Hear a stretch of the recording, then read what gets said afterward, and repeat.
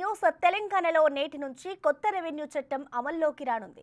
ROR 2020 స్థానంలో ROR 2025 Bhubharati చట్టాన్ని గ్రామ స్థాయి నుంచి రాష్ట్ర స్థాయి వరకు అమల్లోకి తీసుకురానున్నారు.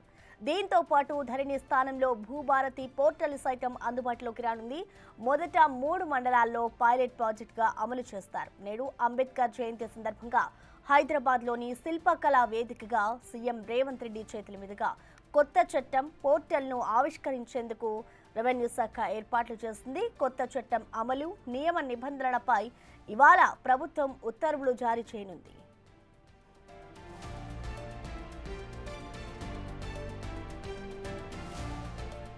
గందరగోళానికి తావు లేకుండా వ్యవసాయ భూముల రిజిస్ట్రేషన్లు మ్యూటేషన్ల పోర్టల్ భూభారతిని ప్రభుత్వం అమల్లోకి తీసుకొస్తోంది.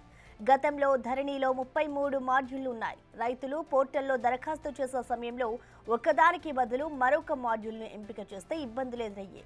ఇప్పుడు అలాంటి ఇబ్బందులు రాకుండా ఈ గందరగోళానికి ముగింపు పలికేలా కొత్త పోర్టల్లో మాడ్యూళ్ల సంఖ్యను అరకు కుదించారు.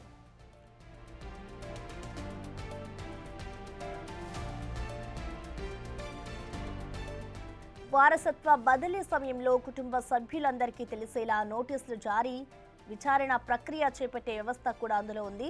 దీంతో పాటు ఈ పహానీని 11 కాలంలతో అందుబాటులోకి తీసుకొస్తున్నారు. ధరణిలో కేవలం భూ యజమాని పేరుతో మాత్రమే పహానీ తీసుకొచ్చారు.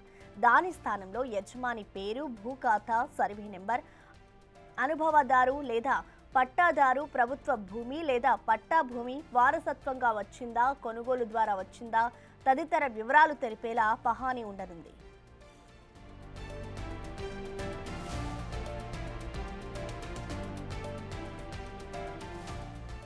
భూభారతిపై అధికారులతో ముఖ్యమంత్రి రేవంత్ రెడ్డి సమీక్ష జరిపారు.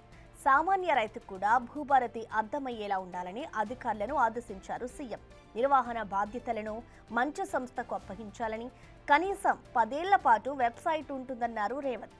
భద్రతాపరమైన సమస్యలు రాకుండా చూడాలన్నారు. అవగాహన సదస్సులు నిర్వహించాలని కలెక్టర్లకు సీఎం ఆదేశాలు జారీ చేశారు.